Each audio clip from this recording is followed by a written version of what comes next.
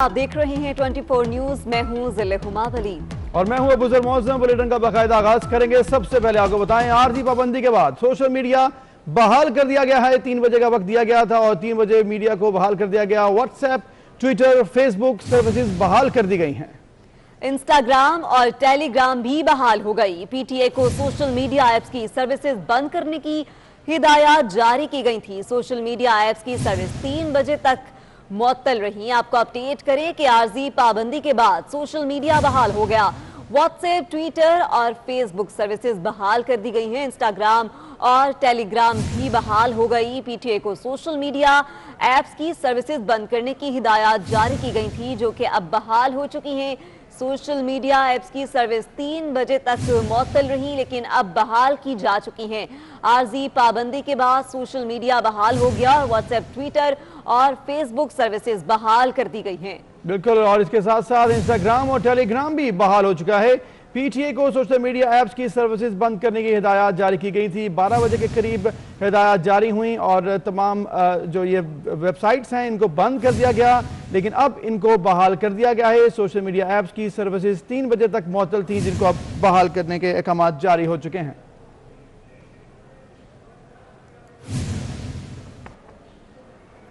और फिर एक अहम खबर, वफाकी काबीना में रद्द बदल कर दिया गया है। एक बार फिर किया गया है। वजीर खजाना एक बार फिर तब्दील कर दिए गए। हमाद अजहर से वजारत खजाना का कलमदान एक बार फिर वापस ले लिया गया है। शौकत तरीन को वजारत खजाना और रेवेन्यू का चार्ज मिल गया। बिजली पर बड़ी बड़ी प्रेस कॉन्फ्रेंसेस करने वाले उमर अयूब से वजारत तवानाई वापस लेकर हमाद अजहर को दे दी गई। तो उमर अयूब के पास अब सिर्फ इक्तिसादी उमूर रह गए। Shibli Faraz science and technology, जबकि खुसरो बख्तियार सनतो पैदावार देखेंगे। जी हां, आपको बताते चलें कि एक बार फिर तब्दीली नजर आई है। वफाकी काबीना में फिर से रद्दोबदल और फिर से तब्दीली नजर आई, जबकि वजीर खजाना एक बार फिर तब्दील किए गए। हमाद अजहर से वजारत खजाना का कलमदान वापस लिया गया है। तो ये अहम खबर है और बड़ी बड़ी तब्दीलियां एक बार फिर की गई हैं। मामला क्या है, क्यों किया गया है, अवैस कियानी से हम जानेंगे। अवैस बताएगा, एक बार फिर बड़ी तब्दीली, चौथी बार वजीर खजाना बदल दिए गए। जी बिल्कुल, जो 6 जो वफाकी काबीना में जो है वो तब्दीलियां कह सकते हैं कि रद्द बदल हुआ है। शौकत तरीन जो है वो ऐड हुए हैं। फाइनेंस एंड रेवेन्यू का चार्ज उनको दिया गया है। मोहम्मद अजहर, जो हमाद अजहर थे, जो पहले इंडस्ट्रीज एंड प्रोडक्शन थे, उनको अब एनर्जी का कलमदान सौंप दिया गया है। खुसरो बख्तियार, जो जिनके पास इकोनॉमिक अफेयर्स था पहले, अब उनको इंडस्ट्रीज एंड प्रोडक्शन में ले आए हैं। फवाद चौधरी, जो साइंस एंड टेक्नोलॉजी के जो मामला देख रहे थे, अब उनको इंफॉर्मेशन एंड ब्रॉडकास्टिंग दे दी गई है। शिबली फराज को साइंस एंड टेक्नोलॉजी में जो है भिजवा दिया गया है। उमर अयूब, जो पहले पावर डिवीजन को देख रहे थे, पेट्रोलियम को देख रहे थे, अब उनको इकोनॉमिक अफेयर्स में भिजवा दिया गया है। तो ये वो शफलिंग है जिनका बाकायदा तौर पर जो है मंजूरी दे दी गई है, इनके नोटिफिकेशन जारी कर दिए हैं और अब इनको जो है जिम्मेदारियां, नई जिम्मेदारियां सौंप दी गई हैं। अगली जो कैबिनेट होगी उसमें ये इन वजारतों के साथ जो है वफाकी काबीना के इजलास में बैठेंगे। सही। अवैस, जिस तरह से आपने बताया है कि ये तमाम बड़ी तब्दीलियां की गई हैं, हमाद अजहर का नाम सबसे ज्यादा इसमें अहम इसलिए लग रहा है क्योंकि चौथी बार एक तो तब्दील किया गया वजीर खजाना और फिर चंद ही हफ्तों बाद हमाद अजहर से ये कलमदान वापस ले लिया गया। कुछ वजूहात सामने आई कि शौकत तरीन को आखिर ये क्यों दिया गया कलमदान और फिर इनसे वापस क्यों लिया गया हमाद अजहर से? जी बिल्कुल, हमाद अजहर की जो बात आ रही है कि हमाद अजहर के पास पहले इंडस्ट्रीज एंड प्रोडक्शन का जो चार्ज था और उनके साथ जो इजाफी इनको फाइनेंस एंड रेवेन्यू का चार्ज किया था, वजीर खजाना उनको बनाया गया था। लेकिन जैसे ही वो वजीर खजाना बनते हैं, उनके 2 दिनों के अंदर अंदर ही शौकत तरीन के हवाले से खबरें फ्लोट करवाई जाती हैं और ये कह दिया जाता है कि शौकत तरीन को लाया जा रहा है। लेकिन शौकत तरीन को ने ये ऑफर एक्सेप्ट करने में उस वक्त जो है वो जो है सामने आई थी कि वो एक्सेप्ट नहीं कर रहे। लेकिन उसके बाद आज जो बताया जा रहा है कि अब मुकम्मल तौर पर 180 डिग्री पे जो है हमाद अजहर को जो है फाइनेंस से हटाकर उनको एनर्जी में ले आए हैं। अब ये बातें भी चल रही हैं कि अगला जो आने वाला जो बजट है वो कौन बनाएगा और उस हवाले से क्या इनपुट दी जाएगी। ये तमाम तर वो मामलात हैं जिन पर अब जो है बहस का आगाज हो चुका है। हमाद अजहर, जिनको अभी ही जो कुछ दिनों पहले उनको जो चार्ज दिया गया था, अब उन्होंने मीटिंग देना शुरू की थी। अब उनको एक दफा دوبارہ جو ہے انرجی میں بھجوا دیا گیا ہے۔ تو توانائی کے جو مسائل ہیں جن میں جو گردشی قرضہ ہے اور دیگر جو معاملات ہیں تقسیم کار کمپنیوں کے جن میں تابش گوہر کو ذمہ داری سونپی گئی تھی، وہ معاملات دیکھ رہے تھے ندیم بابر کے بعد۔ اب وہاں پر حماد اظہر ٹھیک ہے، اب حماد اظہر جو ہیں وہ انرجی کے تمام معاملات دیکھیں گے، اور پھر شوکت ترین وزارت خزانہ کا قلمدان چونکہ ان کو مل چکا ہے تو وہ یہ معاملات دیکھیں گے۔ بجٹ کون بنائے گا، یہ بھی ایک اہم سوال۔ بہت شکریہ اویس، آپ ہمیں بتا رہے تھے۔ اور دوسری جانب وزیراعظم عمران خان کا سندھ کے لیے 446 ارب روپے کے پیکج کا اعلان۔ سکھر میں کامیاب جوان پروگرام سے خطاب میں انہوں نے کہا، حکومت آئی تو پاکستان کی تاریخ کا سب سے بڑا قرض چڑھا ہوا تھا، ہم نے 2.5 سال میں 35,000 روپے سے زائد واپس کیے، ملک کا زیادہ تر پیسہ قرض اور سود کی واپسی میں خرچ ہو چکا ہے، نوجوانوں کو سکلز ایجوکیشن دینے پر خوشی ہے۔ سندھ کے لوگ بہت پیچھے رہ گئے۔ موہنجو دارو کو دیکھو، 5000 سال پہلا وہ شہر بنا تھا، اور آج اکثریت سندھ کے گاؤں دیکھو تو وہ بجائے آگے جانے کے علاقہ پیچھے جا رہا ہے۔ میں نے یہ بھی سوچا کہ الیکشن کیمپین جب ہوئی 2018 میں تو میں پوری طرح الیکشن کیمپین کروں انٹیریئر سندھ میں، لیکن کیونکہ ہمارا اتنا بڑے مافیا کے ساتھ مقابلہ تھا ادھر پنجاب میں، اس لیے ادھر بھی مجھے موقع نہیں ملا جو میں ٹائم سندھ پہ گزارنا چاہتا تھا۔ ہمارے 2.5 سالوں میں ہم نے کتنا قرضہ واپس کیا اور سود، اور جو ہمارے سے پہلے حکومت تھی نون لیگ، انہوں نے اپنے 2.5 سالوں میں کتنا قرضہ واپس کیا، تو انہوں نے قرضوں کی قسطیں اور جو سود ملا کے 20,000 ارب روپیہ واپس کیا۔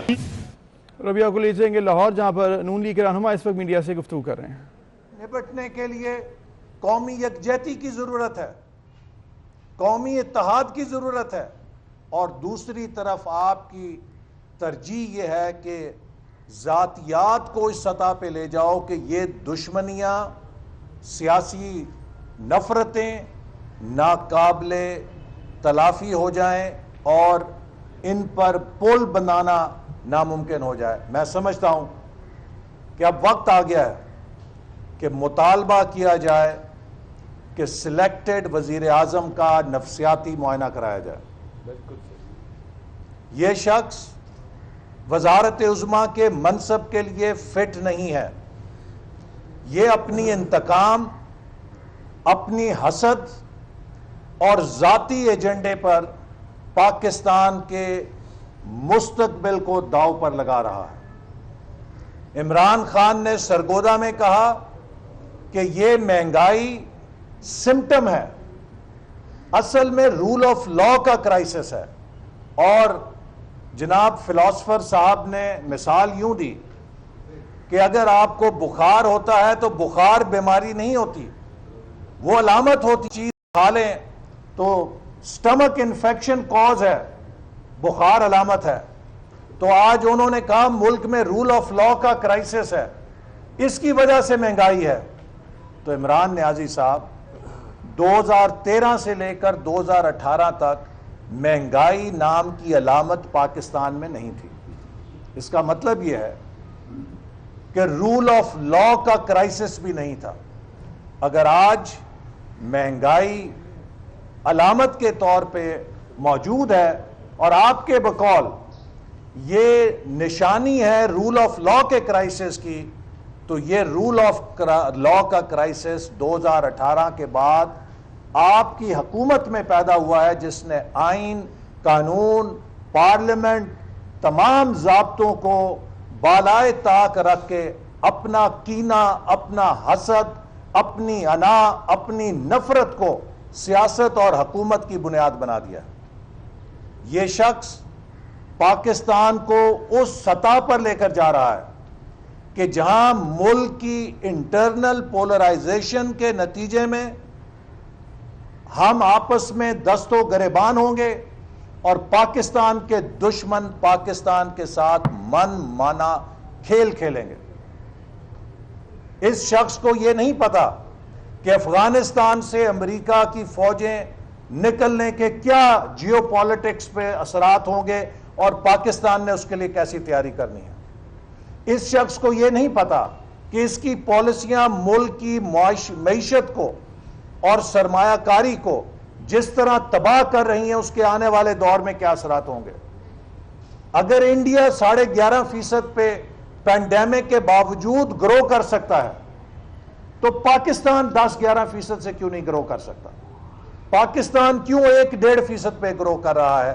اس کی وجہ صرف عمران خان کی اینٹی بزنس، اینٹی انویسٹمنٹ اور انتقامی پالیسیاں ہیں۔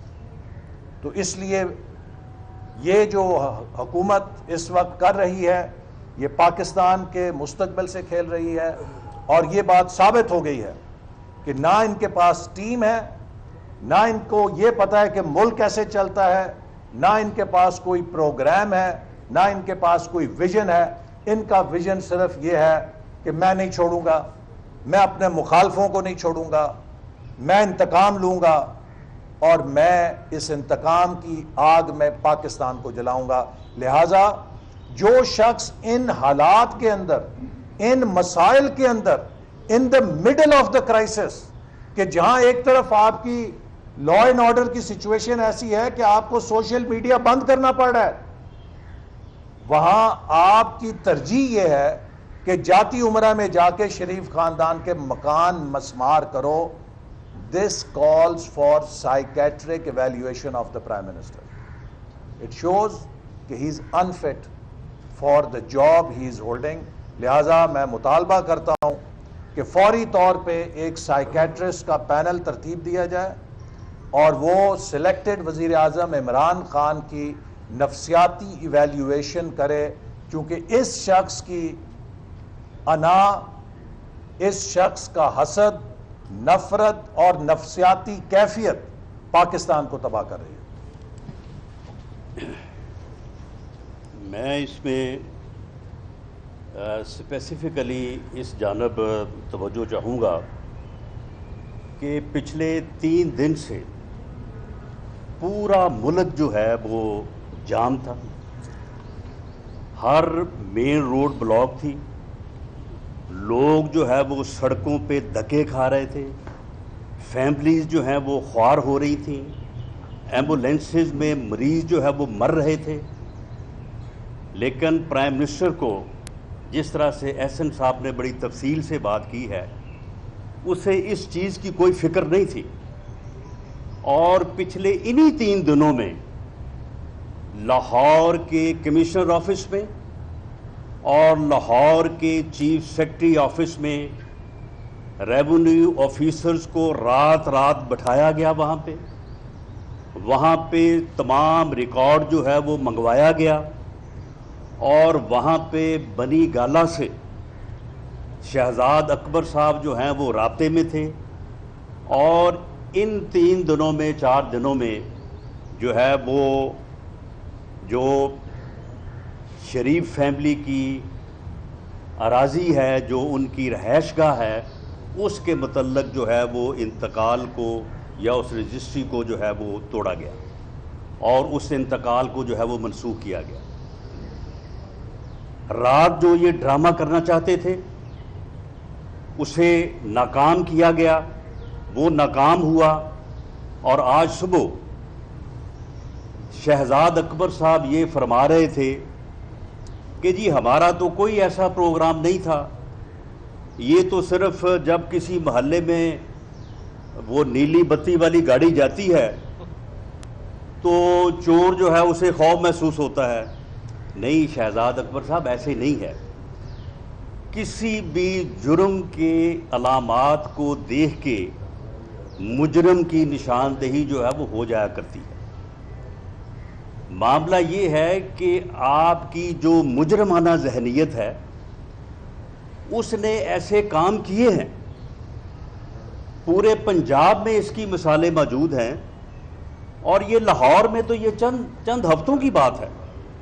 کھوکھر صاحبان کے گھر پہ آپ نے اسی طرح سے جو ہے وہ آپریشن کیا تھا، جس طرح کے عنوانات جو ہے وہ رات نظر آ رہے تھے، اسی طرح پہ آپ نے رات کے اندھیرے میں جو ہے وہاں پہ کنٹینرز لگائے، اور وہاں پہ جو ہے وہ آپ نے بلڈوزر جو ہے وہ گھروں کے اوپر چلائے، اور آپ بات یہ کرتے ہیں کہ رول آف لا اور ڈیو پروسیس۔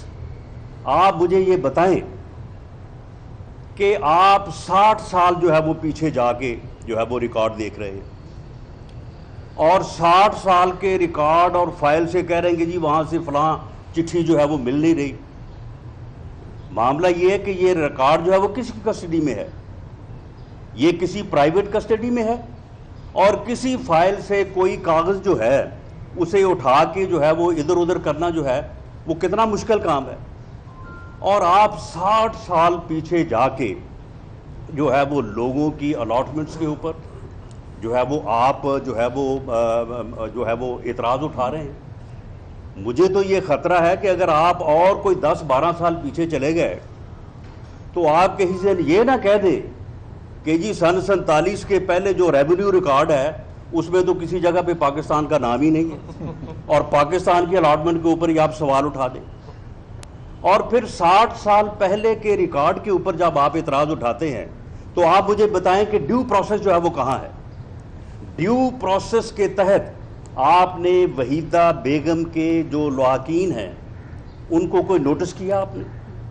اس جگہ پہ اس وقت جو شریف فیملی، جو بیگم شمیم اختر مرحومہ کی جو فیملی ہے، کیا آپ اس کو جانتے نہیں ہیں؟ آپ کو یہ بالکل معلوم نہیں ہے کہ وہاں پہ کس کی رہائش گاہ ہے، وہاں پہ کون اس وقت قابض ہے؟ تو آپ نے اس انتقال کو، الاٹمنٹ کو منسوخ کرنے سے پہلے کیا آپ نے نوٹس دیا؟ آپ نے ان کو بلا کے پوچھا کیا یہ ڈیو پروسیس آف لا نہیں ہے؟ آپ نے اس ڈیو پروسیس آف لا کو وائلیٹ نہیں کیا؟ یہ آپ کی مجرمانہ ذہنیت کی عکاسی نہیں کرتا؟ اور آپ نے اسی مجرمانہ ذہنیت کے تحت جو لوگوں کے گھروں پہ اس سے پہلے بلڈوزر چلائے ہیں، تو اس کے بعد اگر پاکستان مسلم لیگ نون جو یہ رات سمجھی کہ آپ اپنی اسی مجرمانہ ذہنیت کے تحت جو ہے وہ شریف فیملی کی رہائش گاہوں کو مسمار کرنے جا رہے ہیں، تو اس میں پھر شک والی بات کون سی ہے؟ اور میں یہ بات بھی واضح کرنی چاہتا ہوں کہ یہ ڈیو پروسیس آف لا، اس کو آبزرو کرنا اور اس کو وائلیٹ کروانا، یہ وزیر اعظم اور شہزاد اکبر جو کہ وزیر اعظم کے بہاف پہ کام کر رہا ہے، اس کے سوا یہ ممکن نہیں ہے. لیکن میں یہ کہنا چاہوں گا چیف سیکرٹری پنجاب سے، کمشنر لاہور ڈویژن سے، ہم آپ کو جانتے ہیں، آپ نے اس سے پہلے ہمارے ساتھ بھی کام کیا ہے، آپ اچھے آفیسر ہیں، آپ شہباز شریف جیسے چیف منسٹر کے ساتھ آپ نے کام کیا ہے، اور میں ذاتی طور پہ جانتا ہوں کہ آپ میں اتنی اخلاقی کرج ہوا کرتی تھی کہ کسی معاملے کے اوپر اگر آپ کی کوئی رائے ہوتی تو آپ یہ بیان کر دیتے تھے کہ جناب یہ چیز اس طرح سے درست ہے، اس طرح سے درست نہیں ہے. لیکن آج آپ صرف پوسٹنگ کی وجہ سے، اور صرف یہ 1.5 سال کی بات ہے، اگر زیادہ سے زیادہ ہے بھی، تو آپ اس کو جو ہے وہ اپنی پوسٹنگ کو جو ہے وہ حاصل کرنے کے لیے آپ ان حدود کو جو ہے وہ کراس کر رہے ہیں کہ جس کے بعد شاید پھر جو ہے یہ ملک جو ہے یہ رہنے کے قابل نہ رہے، یہ معاشرہ جو ہے یہ افراتفری کا شکار ہو، یہ انتشار کا شکار ہو. کیونکہ جب آپ ہمارے گھروں تک پہنچیں گے تو پھر اس کا رد عمل جو ہے وہ پھر صرف سیاسی احتجاج نہیں ہوگا. آپ بالکل ریڈ لائن کو کراس کر رہے ہیں، اور یہ مت بھولیں کہ آپ کا جو ریونیو کا عملہ ہے، یہ آپ کے جو پی این ہیں، یہ آپ کے جو ریڈرز ہیں، یہ تو اب بھی بتا رہے ہیں کہ کس دن یہ کام شروع ہوا اور کس دن کس کس کو بلایا گیا وہاں پہ، رات 10 بجے کس کو پولیس کی اسکواڈ میں جو ہے وہ لایا گیا، اور وہاں پہ کتنے کتنے بجے رات تک جو ہے یہ ریکارڈ کو کھنگالا گیا، پھرولا گیا، اور اس کے بعد جو ہے without observing due process of law جو ہے یہ انتقالات اور یہ الاٹمنٹ جو ہے یہ منسوخ کی گئی. کل کو چیف سیکرٹری صاحب آپ کو اس بات کا جواب دینا پڑے گا. آپ نے ادھر ہی رہنا ہے، آپ کے بچوں نے بھی ادھر ہی رہنا ہے، اس کے بچے تو ادھر نہیں ہیں، اور باقی زندگی شاید اس نے بھی ادھر ہی گزارنی ہے. کمشنر لاہور صاحب آپ نے بھی ادھر رہنا ہے، آپ نے سروس بھی کرنی ہے. اس لیے آپ کو یہ چاہیے تھا کہ آپ اس غیر قانونی عمل کے آگے دیوار بنتے اور اسے بجا لانے سے انکار کرتے اور senior member board of revenue SMBR جو ہے، یعنی یہ ہاؤ اٹ از پاسبل، یہ کیسے ممکن ہے کہ آپ 60 سال پیچھے جائیں اور جا کے جو ہے پھر کہیں کہ جی اس فائل میں سے ایک کاغذ جو ہے وہ مل نہیں رہا، تو لہٰذا جناب یہ جو ہے وہ الاٹمنٹ جو ہے وہ منسوخ کر دی جائے۔ یہ ڈیو پروسیس آف لا آپ کو چلے، ہم یہ کہتے ہیں کہ اگر یہ درست بھی کہہ رہے ہوں تو پھر بھی آپ نوٹس جاری کیے بغیر یہ کام نہیں کر سکتے تھے۔ اس کی ذمہ داری جو ہے SMBR کے اوپر ہے، اس کی ذمہ داری جو ہے وہ کمشنر لاہور کے اوپر ہے، اس کی ذمہ داری ڈپٹی کمشنر لاہور کے اوپر ہے، اس کی ذمہ داری چیف سیکرٹری پنجاب کے اوپر ہے۔ آپ اس غیر قانونی عمل اور اس اندھے انتقام، یہ اندھا اور گھٹیا انتقام جو ہے، یہ اس کی بنیاد کے اوپر جو احتساب کا ڈرامہ تھا وہ اب فلاپ ہوا چاہتا ہے، وہ اب بالکل جو ہے وہ ڈرامہ جو ہے وہ اب فراڈ ثابت ہو رہا ہے۔ اب اسے ریپلیس کرنے کے لیے جو ہے یہ ایک اور عمل جو ہے وہ FIA کے ذریعے سے، اینٹی کرپشن کے ذریعے سے اور ریونیو ڈپارٹمنٹ کے ذریعے سے جو ہے وہ چلانے کی جو ہے وہ کوشش کی جا رہی ہے۔ کل کو کوئی آفیسر یہ کہے میں تو مجبور تھا، میرے اوپر تو بڑا پریشر تھا اس لیے میں نے کر دیا، یہ کوئی لیگل جواز نہیں ہوگا۔ آپ جو ہے وہ ریاست کے ملازم بنے، آپ جو ہے وہ ریاست کو سرو کریں، آپ اس سلیکٹڈ ٹولے کے رجیم کا ہتھیار نہ بنیں، آپ ان کی ان غیر قانونی احکامات کو بجا اگر لائیں گے تو کل کو آپ کو یہ عذر جو ہے وہ بالکل حاصل نہیں ہوگا۔ اور اس کے نتیجے میں جب آپ لوگوں کے گھروں پہ جو ہے وہ اس طرح سے جو ہے وہ ٹیکنیکل بنیادوں کے اوپر جو ہے وہ آپ اپنے آرڈرز کر کے تو آپ بلڈوزر چلائیں گے تو اس کا رد عمل جو ہے وہ صرف سیاسی احتجاج جو ہے وہ نہیں ہوگا۔ بنی گالا اگر ریگولرائز ہو سکتا ہے 12.5 لاکھ میں تو بھئی آپ میاں صاحب کو بھی نوٹس دے دیں کہ جی آپ 25 لاکھ جمع کروا دیں، بالکل میں آپ کو یقین دلاتا ہوں کہ وہ کروا دیں گے۔ اگر یہ اس طرح سے آپ نے حساب لینا ہے تو پھر زمان پار کی بھی رجسٹری چیک کر لیں، وہ بھی کبھی اسٹیٹ لینڈ تھی، وہ بھی جو ہے وہ جو ہے وہ گورنمنٹ لینڈ سے جو ہے وہ ٹرانسفر ہوئی ہے۔ بلکہ اگر پورا لاہور، پورا پنجاب اگر آپ دیکھیں تو سن 47 کے بعد، آزادی کے بعد، یہ ایک نئے ملک کے وجود میں آنے کے بعد جو ہے یہ لازمی چیزیں ہیں کہ مختلف جو ہے وہ سکیمز بنی، مختلف قسم کی جو ہے وہ الاٹمنٹس پالیسی جو ہے وہ اناؤنس ہوئی، اور اس کے تحت جو ہے گورنمنٹ لینڈ ہی تھی ساری جو کہ لوگوں کو جو ہے وہ الاٹ ہوئی، اور اس کے بعد جو ہے وہ یہ سارا سلسلہ جو ہے وہ آگے چلا۔ لیکن یہ صرف اور صرف یہ انتقام ہے، گھٹیا انتقام ہے، یہ قطعاً جو ہے اس کو کسی قیمت پہ برداشت نہیں کیا جائے گا۔ میں اپنے سیکرٹری جنرل کی موجودگی میں بحیثیت صدر PML پنجاب یہ اناؤنس کرتا ہوں کہ آئندہ اس قسم کا غیر قانونی عمل جس جگہ بھی اور جس بھی کسی اپوزیشن کے ممبر کے خلاف روا رکھا گیا، ہم اس کے خلاف جو ہے بھرپور ریزسٹنس کریں گے، بھرپور جو ہے وہ اس کا جو ہے وہ ہم دفاع کریں گے، اور اس احتجاج کو جو ہے اگر دبانے کی کوشش کی گئی تو اس کی وائلیشن میں جو بھی پھر وہاں پہ نقصان ہوگا اس کی ذمہ داری ان لوگوں پہ ہوگی جو اس سلیکٹڈ رجیم کے غیر قانونی احکامات کو پہ اوپر عمل درآمد کرنے کے لیے جو ہے وہ خود نون لیگ کے رہنما احسن اقبال، رانا ثناء اللہ اور دیگر میڈیا سے گفتگو کر رہے تھے اور جاتی امراء اراضی کے معاملے پر بات کی۔ انہوں نے کہا کہ الاٹمنٹ کے معاملے پر سرکاری افسران کو حکومت کے کہنے پر کوئی غیر قانونی اقدام نہیں کرنا چاہیے۔ اپوزیشن لیڈر شہباز شریف کی ضمانت پر رہائی کا معاملہ لاہور ہائی کورٹ کے 2 رکنی بینچ کی جانب سے تاحال تحریری فیصلہ جاری نہ ہو سکا۔ ضمانت کا تحریری فیصلہ جاری نہ ہونے سے روبکار آج بھی جاری نہیں ہو سکے گی۔ اور اس کے ساتھ ساتھ متعلقوں کی تصدیق اور روبکار اجرا کے بغیر شہباز شریف کی رہائی ممکن نہیں ہے۔ تو یہ معاملہ ہے شہباز شریف کی ضمانت کا۔ اپوزیشن لیڈر شہباز شریف کی ضمانت پر رہائی کے معاملے پر آپ کو بتائیں کہ لاہور ہائی کورٹ کے 2 رکنی بینچ کی جانب سے تاحال تحریری فیصلہ جاری نہیں ہو سکا ہے۔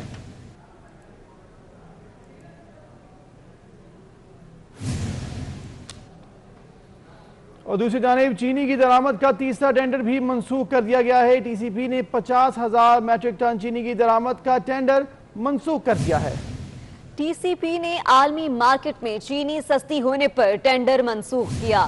ٹی سی پی کو ترکش کمپنی نے $488 فی ٹن کی کم سے کم بولی دی۔ ترکش کمپنی کی بولی پر چینی $78 فی کلو پاکستان پہنچی۔ ترکش کمپنی نے مقرر وقت میں سیکیورٹی بانڈ جمع نہیں کرایا۔ اسی حوالے سے مزید بات کرتے ہیں وقاص عظیم سے۔ وقاص عظیم، یہ کیا معاملہ ہے؟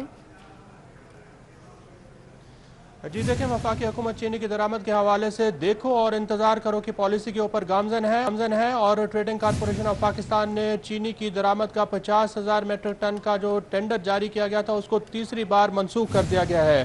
ذرائع کا یہ کہنا ہے کہ ٹی سی پی کو جو سب سے کم بولی موصول ہوئی تھی وہ ترکش کمپنی کی جانب سے دی گئی تھی، جو کہ $488 فی میٹرک ٹن کے حساب سے دی گئی تھی، اور اگر یہ بولی کامیاب ہو جاتی تو پاکستان میں جو چینی کی درآمدی قیمت ہے وہ $78 فی کلو تک پاکستان کو موصول ہو جاتی۔ لیکن ترکش کمپنی نے ٹی سی پی کو سیکیورٹی بانڈ جمع نہیں کرایا اور 24 گھنٹے کا وقت مانگا گیا تھا۔ اس تو مقررہ وقت میں بھی ترکش کمپنی نے سیکیورٹی بانڈ جمع نہیں کرایا، جس کے بعد ٹی سی پی نے یہ 50,000 میٹرک ٹن چینی کی درآمد کا ٹینڈر منسوخ کر دیا ہے۔ بہت شکریہ وقاص، آپ نے ہمیں آگاہ کیا۔ صدر مملکت ڈاکٹر عارف الوی نے اسلامی نظریاتی کونسل میں تقرریوں کی منظوری دے دی ہے۔ اس پر بات کریں گے، ہمارے ساتھ موجود ہیں گوہر محسود۔ گوہر محسود، بتائیے گا تقرریوں کی منظوری دے دی گئی، کیا تفصیل ہے؟ جی بالکل، یہ اسلامی نظریاتی کونسل کے چیئرمین اور اس کی دیگر 12 خالی نشستیں تھی جس کی منظوری صدر مملکت نے دی ہے۔